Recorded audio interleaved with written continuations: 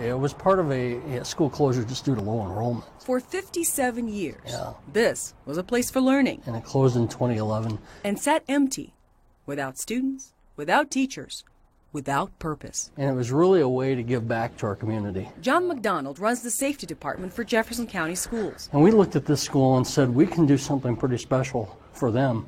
Give them a place to train on the tactics that really help them respond in our time of need. He saw the school's potential. This is where we have conversations about how to save lives based on lessons learned, based on our past tragedies.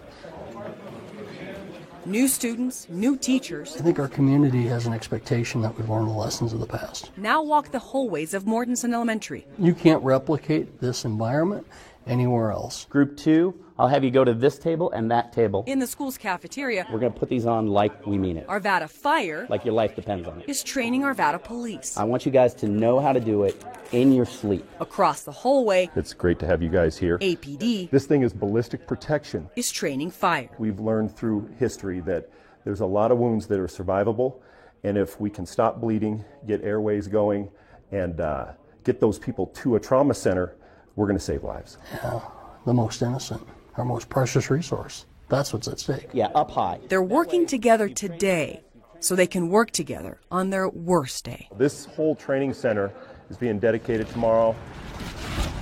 This is really monumental. Few are more painfully aware of the need for a place like this than Frank DeAngelis. A great place to train people and do, hopefully, to prevent, these shootings from happening. He was the principal of Columbine. He was such an amazing leader for that school. I can't think of anybody that has been more dedicated than Frank DeAngelis to protecting their community. And of course, retired Columbine principal Frank DeAngelis and his family. DeAngelis thinks this is just a dedication of a new school with an important purpose.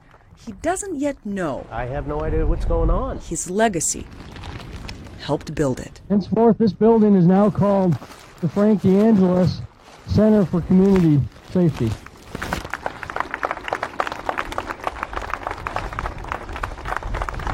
So when I thought about, what are we doing here? What is this purpose? He was the only one I could think of that I really think we needed to honor.